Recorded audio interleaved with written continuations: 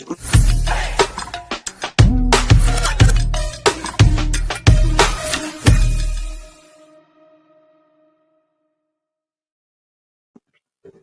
right, welcome into the Postgame show, everybody. Dan Tanner, Altitude Sports Radio 92.5, just catching the end of Nuggets and Warriors. In fact, the clock is running out as we speak, 118 to 104. The Nuggets fall in San Francisco. They lose their third straight game. This is probably the worst stretch of the season for the Denver Nuggets at just the worst time of year.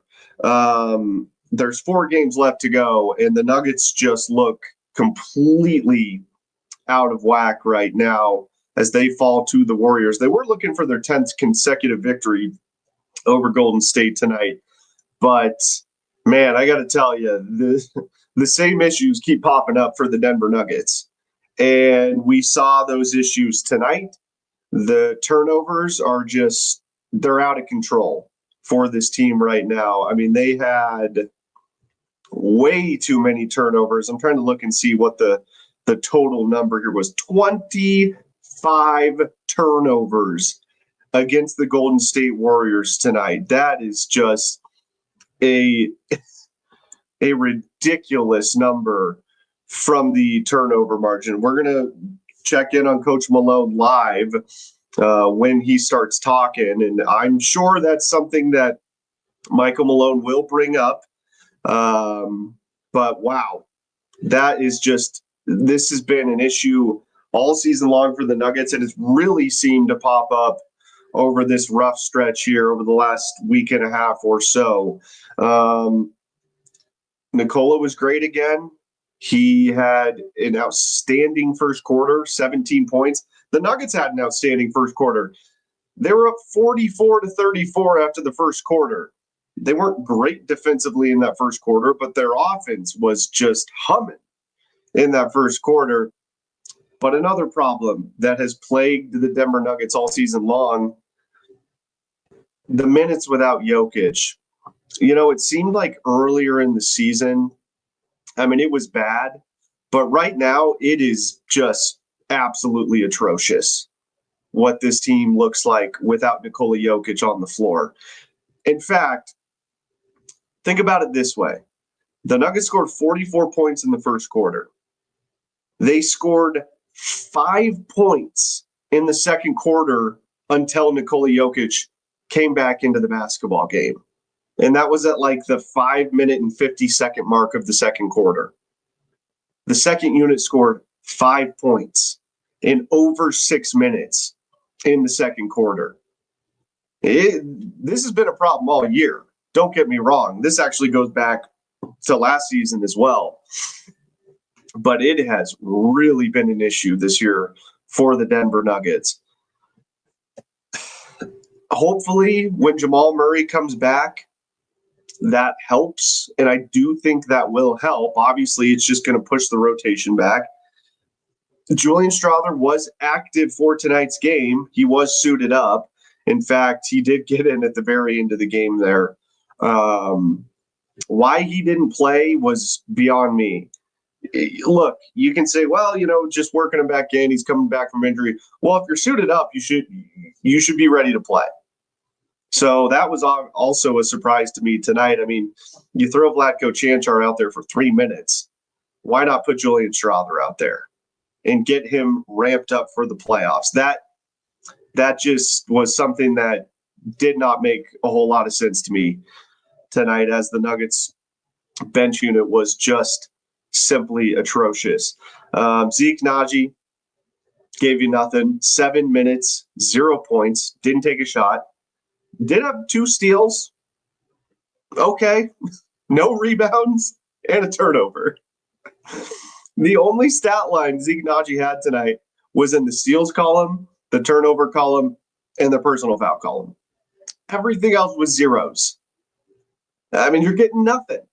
Absolutely nothing. And his one turnover was an atrocious turnover. He chucked it over, I believe it was Jalen Pickett's head, into the backcourt for a backcourt violation. Zeke had a good little stretch there earlier on in 2025. But man, does he look like he's just regressed back to the norm over this last month. He has really been struggling. And how do you play Zeke Naji in the playoffs? How? So my biggest frustration right now with the Denver Nuggets is the same issues just continue to be a major problem. These aren't like minor issues that they've struggled with all year. These are glaring season type ending issues that are plaguing the Denver Nuggets right now. Russell Westbrook again had a really rough basketball game. 2 for 9 from the field was Russell Westbrook. 4 turnovers. Now, I guess relative to his past 2 games, that's actually an improvement, but it's not good enough. And, I think one of the many problems that the Nuggets bench is running into right now, specifically with Russell Westbrook, why is Russ running the second unit? This is something I've been talking about for a while now, actually. Jalen Pickett should be running the offense with the second unit. Allow Russ to be the slasher to the rim. That's where he's at his best. I don't care if he's 37 years old. Russell Westbrook being the point guard of this second unit is not working. They've got to change it up. I mean, I'm fine having Jalen Pickett and Russ on the court together with that second unit as the guard pairing, but let Jalen Pickett run the offense. He's in better command and control of running the offense. So this is just something that I don't understand. And if I'm missing something here, please feel free to leave it in the comments. But that's just a head scratcher to me. It really is. Why didn't Hunter Tyson get into the game tonight? He had a good game against the Spurs. Get him out there. You're going to play Vlatko for 3 minutes. You're not playing Julian until the last minute of the game. Try something different with your second unit. This is where I'm going to go in a little bit on Michael Malone for being a little bit stubborn with that, because it's just not working. And, this is what's really frustrating for me, and I'm sure for everyone listening, or most of you at least. But the problems all season long seem to have hit a breaking point to where they're at their worst, at the worst possible time of year. This team should be ramping up for the playoffs. And, I get it. The starting unit, they've only played 21 games together. I mean, okay. I guess that's fair. But these guys have been playing together forever. I don't get it. Do they really need to play? The injuries are an issue. There's no doubt about that. This team has been hit with the injury bug badly this year.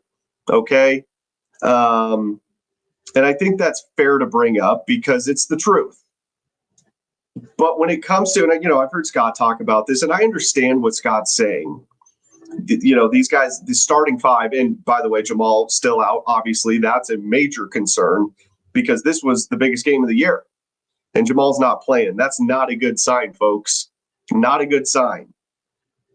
I mean, I'll try to take the glass half full approach with Jamal Murray and hope that the team is just being ultra cautious with him to make sure he's ready to go for the playoffs. And if that's the plan, then fine. But these guys have been playing together for years. They shouldn't need, a ton of ramp up time to get to know each other again. You know what I'm saying? That just to me is it's very, very frustrating. No doubt about it. So, Nikola Jokic was awesome again. And I think one of the other things that's really frustrating a lot of fans right now, and rightfully so, is Nikola Jokic is putting on a historic, never seen before type season. I mean, I can't emphasize this enough. He's having a season like nobody has ever had before, ever in the history of the game. He can't do this by himself. Aaron Gordon was okay tonight, 4 of 8 from the field. He did hit all 7 free throws. I mean, I thought, I will say this about Aaron Gordon. This game was basically over, but that and one he got in the fourth quarter, I mean, he was still fighting, and he was pumped up about that, and he was trying to get his team going. So I do have to credit Aaron Gordon in that aspect. He did not quit on tonight's game. So good for AG, because that was really good to see. And I think that's something that some of the others need to take note of. Peyton Watson, 4 points tonight. And I don't want to go too hard on Peyton, because I really do think he's turned a corner and he has become a more complete basketball player. He's been much better on the offensive end this year. But at this time of year, you can't have Peyton Watson going 2 for 6 and scoring 4 points. It's just that simple. Okay? In 33 minutes in a starting role. Just can't have it. Michael Porter Jr. actually was the only other player on the team tonight that I thought was actually sort of riding along with Nikola Jokic. I thought Michael played a pretty good game tonight. He was 9 of 15 from the field, 3 of 7 from beyond the arc. Pretty good, 23 points. Did have 4 turnovers. I mean, the turnovers were an issue for everybody. Joker had 6. So, for as awesome as Joker has been all year, and he was great again tonight, that's the one sort of thing that I criticize Joker on, is the turnovers. Now, I do give Joker a little bit of grace because he is dishing the rock so much and he's touching the basketball on damn near every possession. Like, Michael Porter Jr. is not touching the ball on every possession, and he had 4 turnovers. Joker's touching it on every possession, and he had 6. So I get it, but he had it was like right at the start of the game, just threw it right to the Golden State Warriors transition layup. So it was just like right off the bat tonight.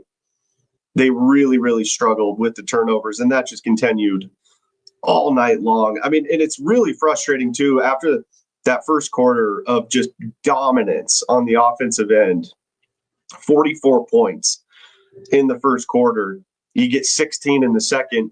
And like I mentioned earlier, Nikola Jokic was on the court for all but 5 of their first half points.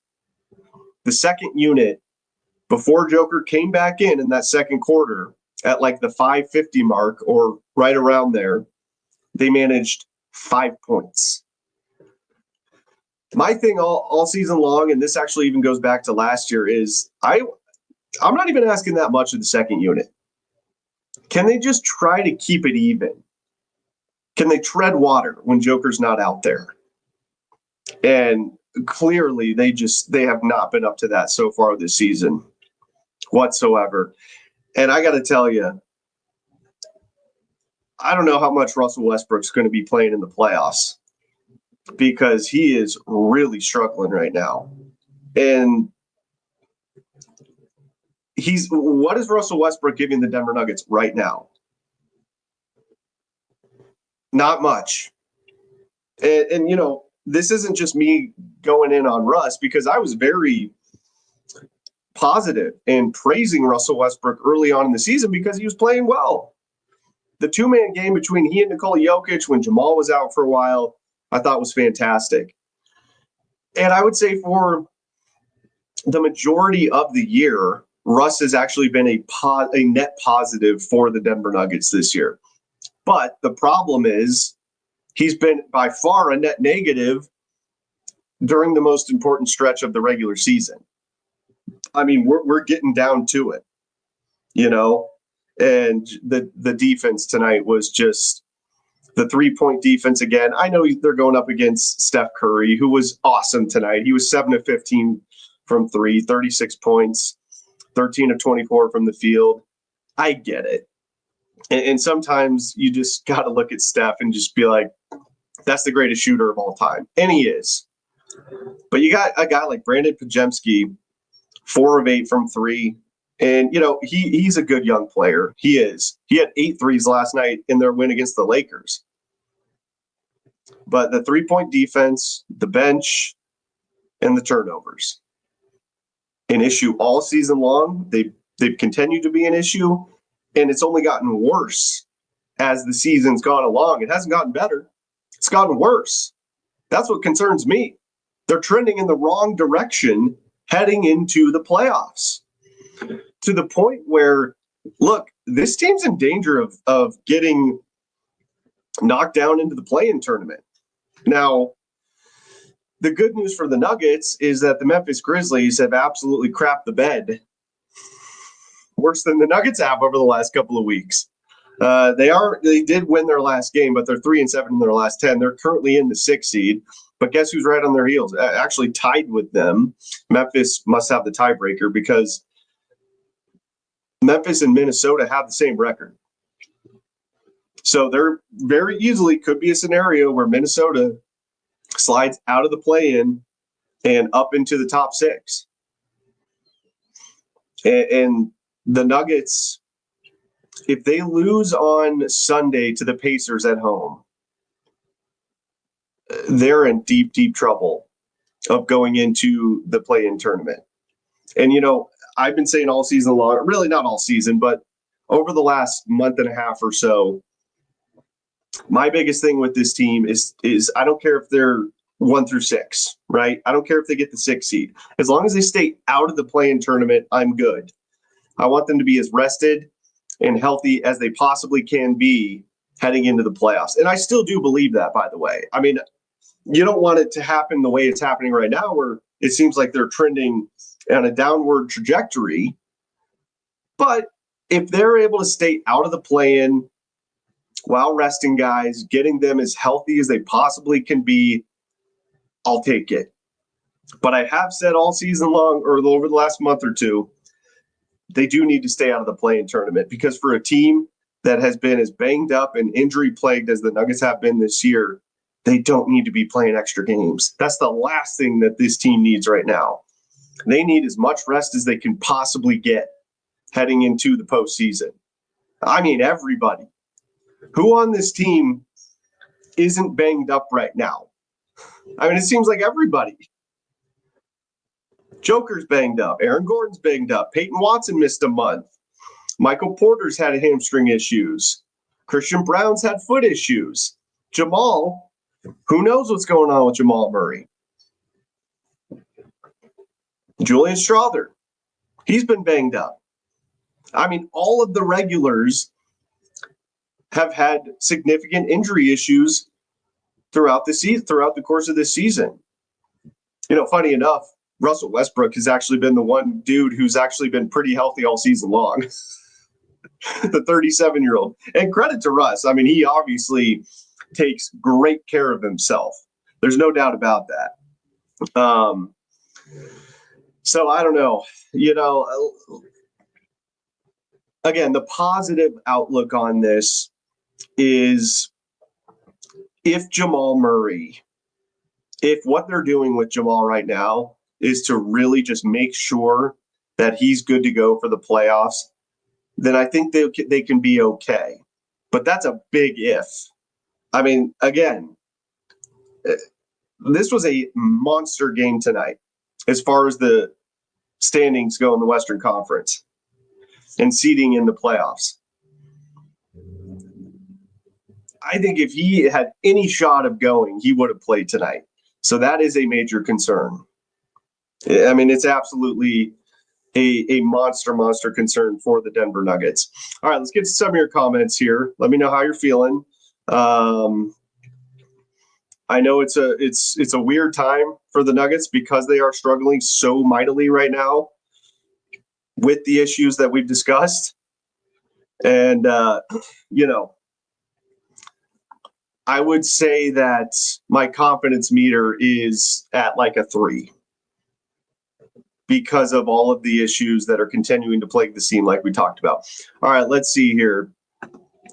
C Wheezy says, yes, they need to play together because they aren't on the same page when they do play together. And I mean, that's fair. But again, I would go back to saying, well, why the hell aren't they on the same page? These guys have been playing together forever. I mean, even Aaron Gordon, that was what, 2020, April of 2020, right around there. I could have that wrong. But I mean, it's been 5 years. Jamal's been here forever. Joker's been here forever. Christian Brown's only in his third year, but he knows this team. You know what I'm saying? Michael Porter, same thing. So that is a concern. It's like, well, if the starters aren't gelled together because they haven't played a lot this year, well, why is that? It doesn't make sense to me. So that is an interesting outlook. Let's see here. Z Wheatley says, Jokic 13 for 17. Everybody else, yeah, good job, Calvin. Look, I know Calvin Booth is drawing the ire of a lot of Nuggets fans, and I'm not saying that it's not all unfair. He has made some interesting choices, I will say. Some choices that I disagree with, and he's made choices that I do agree with. I mean, he drafted Christian Brown. That was a huge hit. He did draft Jalen Pickett, and he's been playing really well. In fact, I think we are going to see Jalen Pickett more than I even anticipated in the playoffs. At least I hope we do, especially if Russell Westbrook is struggling as bad as he is. He did bring in KCP and Bruce Brown for their championship year, so I get it. I am not a staunch Calvin Booth defender, but I do want to be fair. He's made some decisions that I disagree with, but he also has made some positive decisions for the Nuggets that helped them win a championship. I've said this all along. If the Nuggets get bounced in the second round or earlier, I would be shocked if they don't make significant changes over the summer. And I know this might seem a little premature because we're not even into the playoffs yet, but I'm just telling you, my hope would be that the organization is fully aware, and I think they are, of the opportunity that this franchise has in front of them with a generational player in Nikola Jokic. You can't waste these years. And if it doesn't work this year, and it looks bad in the playoffs again like it did last year, they better make some changes. And I will go as far to say as nobody is safe besides Jokic, if that's the case, if that's the scenario. And I'll even throw Aaron Gordon in there. And as much as everybody loves AG, and I do too, I think Aaron Gordon, the value you could get back for him might be worth it. I don't know exactly what his value would be, but I'm just telling you, in my opinion, nobody should be safe other than Jokic, obviously, if they falter and don't look right in the playoffs. And I would be shocked if they just ran it back next year. Shocked. Okay, so I'm with you. I get it. I do. All right, let's see here. Homebrew says, Dan, the Nuggets are in massive trouble. It sure looks like it. And look, I'm not trying to be all doom and gloom.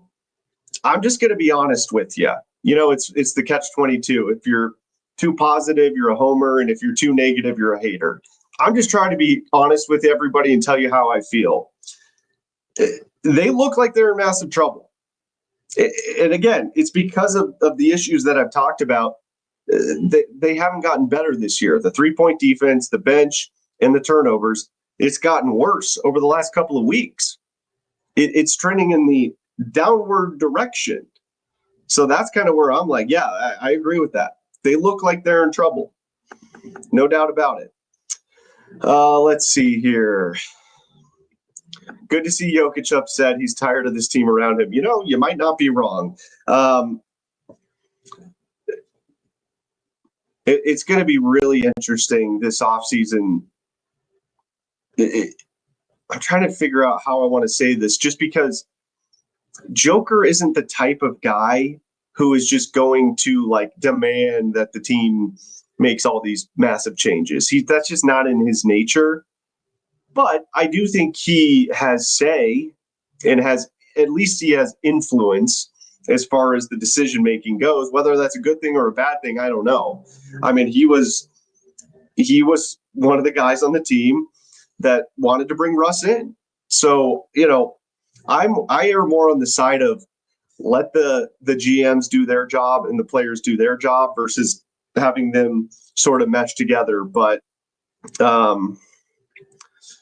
we shall see. All right, I think Vic might be talking to Aaron Gordon in the locker room. Let's take that live here real quick and see what AG has to say.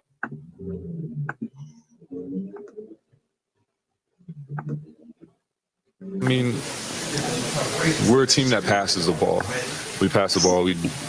I don't know, correct me if I'm wrong, but we lead the league in assists, right? So if you're going to pass the ball, you're going to turn the ball over a little bit more. But, just to be stronger, be a little bit more secure with the ball. And then when we're in transition, we need to convert.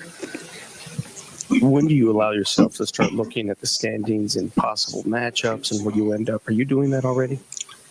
Not really. Really? We just want to get guys healthy. Okay. And we just want to be playing the best brand of basketball that we can possibly be playing come playoff time. So, that's it. 4 games left. Is there enough time to do that? Yeah, absolutely. Good luck Sunday against Indiana. Appreciate it. All right, there's Aaron Gordon after the Nuggets fall to the Golden State Warriors. Yeah, look, he said there's enough time. 4 games. Okay. I hope he's right. I hope he's right. Now, again, a lot of that will depend on if Jamal Murray is going to be back at all in the regular season. Who knows? I mean, at this point, I'm almost just leaning towards just sit him till the playoffs. Why even not bother with it? Why even risk it at this point? Just get Jamal as healthy as he possibly can be. And that is the other glass half full way to look at this is we all know what Jamal Murray can turn into in the playoffs. I mean, he can turn into an absolute superstar. And I know this because I've seen it. We've seen it. Multiple times in the playoffs, we've seen it. Now, last year, he had some really good moments, but he was dealing with a boatload of injuries. So I think if this team can get a really healthy, refreshed, motivated, eager Jamal Murray, that could be one of the ways that the Nuggets are able to be competitive in the playoffs this year. That really is sort of the X factor at this point. And Michael Porter Jr. is as well. Can he shoot the ball at a high clip from outside? Can he get to the rim? Can he rebound? Those are some big questions that are going to have to be answered when the playoffs begin. One of the other issues all season long for the Nuggets that I didn't mention that has been plaguing this team is they're giving up offensive rebounds. And tonight was just another example of that. I mean, they gave up so many offensive rebounds. How many tip-ins did we see on missed shots tonight by the Warriors? I mean, Jimmy Butler had a couple at least. So that one I'm not as critical on, just because I think that's just kind of an NBA problem in general. Guys just get a little lazy on that end and don't want to box out. But don't get me wrong, it's absolutely an issue for the Nuggets. And they're one of the worst perpetrators in the NBA at allowing offensive rebounds. Golden State had 11 offensive rebounds tonight. The Nuggets had 7. In fact, the Nuggets actually won the rebounding battle tonight. Typically, when they win the rebounding battle, they win the game. But the offensive rebounds obviously hurt them. And, I think they just changed the turnovers, too, because now I'm seeing 26. Earlier on the box score, it said 25. So they added another turnover. 26 turnovers. And the Golden State Warriors scored 23 off of those turnovers. And if you've listened to the show before, I've talked about how Michael Malone, a couple of years ago, said that their goal is, when it comes to points off turnovers, they want to try to limit that to around 14 or 15 points a game. If they can do that, they look at that as a win. So that was well over the threshold that Malone has set in the past for this team. I mean, well above that. And 26 turnovers is just, it allows teams to get out in transition. They already have a pretty poor defense. And if you're turning the ball over that much with an already pretty bad defense, that's just going to make it even tougher. When they can set up in the half court, their defense is actually okay. It's actually survivable. But when they're turning it over like that and letting teams get out in transition, it's nearly impossible to put forth even a competent defensive effort. So, and the Nuggets are the best fast break team in the NBA. They almost scored 11 fast break points tonight. That's it. Because the Warriors didn't turn the ball over that much. They only had 14 turnovers, and the Nuggets had 26. I mean, that's your ball game right there. The Nuggets won the points in the paint by 12, 52-40. I believe they won the free throw battle. Let me check that here real quick. Let's see. The Nuggets were 12 of 13 from the line. Oh, no, the Warriors won that. My bad. The Warriors were 16 of 18. The Nuggets were 12 of 13. So they were hitting their free throws. They just weren't getting to the line a lot. And, a lot of that is because that second unit, especially in that second quarter, what were they doing? They were not driving to the rim at all. They were just settling for jump shots. Because when Joker's not out there, they have no game plan on offense. None.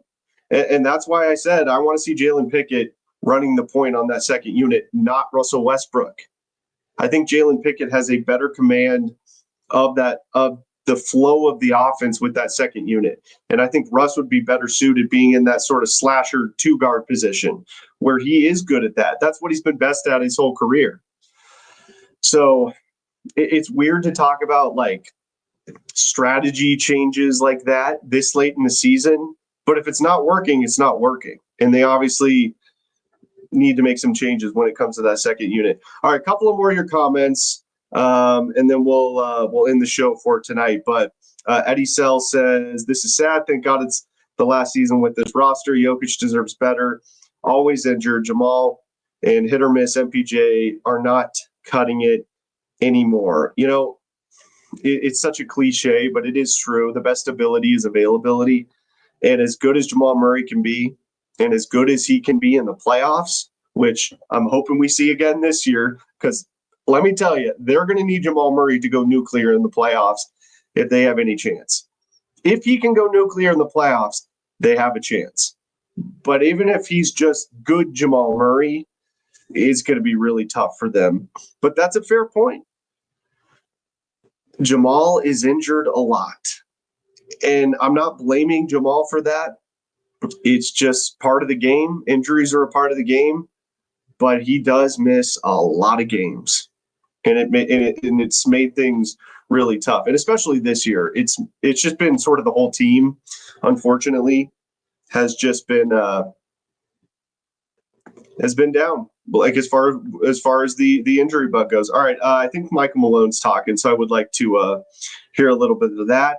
Let's hear from Nuggets head coach Michael Malone and see what he has to say after the Nuggets lost to the Golden State Warriors. 14 steals tonight. Playing in a crowd, bad passes, not fully understanding who you're playing against and what their defensive game plan is, and just careless mistakes over and over and over again. And they took 88 shots tonight. We took 74. That happens very often where you look at the field goals attempted differential. We're on the losing end. This is a possession battle. And through the turnovers that were giving them an extra possession and the rebounds giving them an extra possession, we're just getting our butts kicked in the possession battle right now. You said it a couple weeks ago, but the play-in isn't playing. There are 4 games left. Where's your desperation level right now? Yeah, I've been saying that for a while. And I think people think I'm probably crazy. I think our players think I'm crazy. I don't know how often our players look at the standings. I don't know how often our players fully understand head-to-heads, tiebreakers, those types of things. I don't think they understand the strength of our schedule compared to some of these other teams that are behind us and how well some of these teams are playing. So where we wind up is where we wind up. Hopefully we can find a way to play like it's only 4 games to go on Sunday against Indiana. You mentioned it before the game. The biggest thing now is you got to get healthy. I mean, it's still, you played 78 games, and you still have only got your starting unit playing 22 of them. Yeah, and I don't know when Jamal is going to be back. So, we can't rely upon that as an excuse. Hey, we're trying to get our starters healthy. If you're healthy, go out there and play better. I got to coach better. We got to play better. We all have to be better. Obviously, not having Jamal is a big loss for us with how well he's played. But that's how it goes sometimes. The players are out. We've lost 3 games in a row. And we just got to fight through it, play with more urgency, and just play a little bit harder and a lot more disciplined. Thank you, Coach. Appreciate it. All right, there he is, Nuggets head coach Michael Malone. Oof. Don't know how long Jamal's going to be out. That is not what I wanted to hear there. And like I said, I kind of saw that coming. If he's not playing against Minnesota, if he doesn't play against the Spurs, I get it. But he's not playing against Minnesota, and he's not playing tonight against Golden State. 2 teams you're duking it out for in the standings in the West. That's not a good sign. Now, look, I'm not saying that Jamal can't be back before the end of the regular season. I don't know, or the playoffs. But that is not good news right there from Michael Malone. And he obviously sounds very, very frustrated with that. But look, it's kind of the same thing Malone's been saying all season long. Got to play harder. Got to play more discipline. How about him going at the guys there? I don't even know if they look at the standings. I don't know if they know the strength of schedule of these other teams or ours. I don't know if they know how well these other teams have been playing. Whew. Man, for this, if this was happening in December or early January, it'd be like, okay, they got time. They'll figure it out. We'll see what happens. They're a veteran team. There's 4 games to go. And you're still calling your team out for not playing hard enough. And not disciplined enough, and turning the ball over too much. How many times are we going to hear Michael Malone say that this year? And look, I'm not saying he's wrong for saying it, but clearly the message isn't getting through. It's either the message isn't getting through, or they don't have the personnel able to execute what he's demanding of them. It's one of those 2 things. Both of them are not good. And again, that's why I've said if they get knocked out early in the playoffs this year, I would be shocked if there weren't some major changes over the offseason. I brought this example up before because I think it's actually pretty fitting, and it just so happens that it's the Nuggets' roommate. The Avalanche win a cup in 22. They kind of flame out in the playoffs 2 years in a row. And look what they did this year. Now, it wasn't over the offseason. They did it in season, which is insane. They did a great job with it. But the Avalanche had the foresight and the vision to look at their roster and say, this is not going to work long term. And we've got to take advantage of 2 generational players in Cale Makar and Nathan McKinnon. And credit to the Avs front office because they are going for it. Who are you more confident can win a championship this year, the Nuggets or the Avalanche? I'll tell you mine. I think everybody on here would agree with me. It's no question the Avalanche. Now, if I would have asked that question in January, my answer probably would have been the Nuggets. But with the moves that the Avs made, they made moves to better this team right now because they understand the window they're in. And it's not even close that the Avs are much closer to a championship right now, in my opinion, because of the moves that Joe Sakic and Chris McFarland made over the course of the regular season. I keep wanting to say off season because we rarely see teams have this dramatic of a makeover in season. They changed both of their goaltenders, and this was back in December. I mean, that was just the start of it. And then you trade Mikko Rantanen, a superstar, a franchise icon in the prime of his career,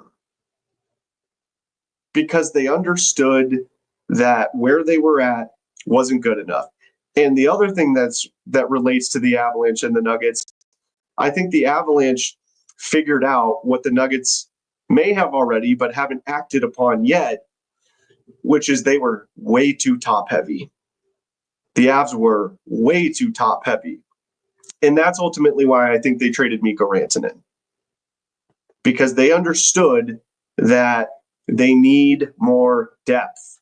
You cannot rely on your stars to bail you out every night, regular season or playoffs. And I hope that's the realization that the Nuggets come to if they falter in the playoffs this year.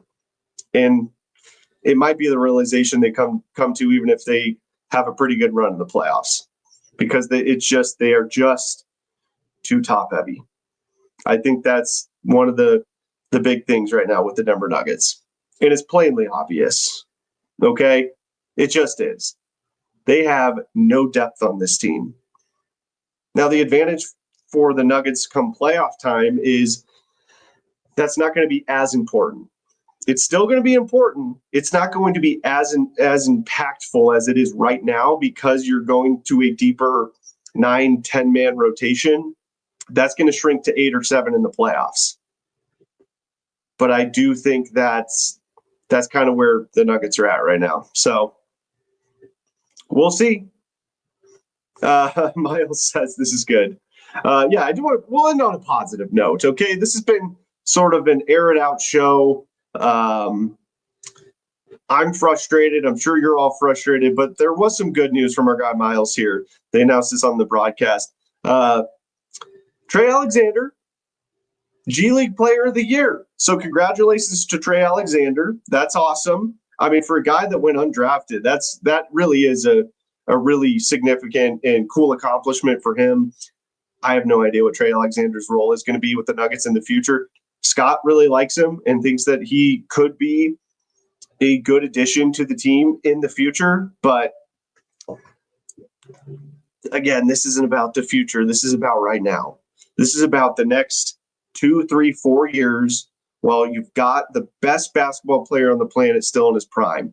How can you help Nikola Jokic? And I do think that they're going to really do some soul searching over the offseason if they falter in the playoffs of them being too top heavy, just like the Avalanche did.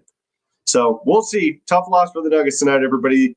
118-104. Before we get out of here, just a quick updated look at the standings in the Western Conference. The Nuggets are now 47-31. They've lost 3 in a row. They're 4-6 over their last 10. Worst stretch of the season at the worst time of the regular season.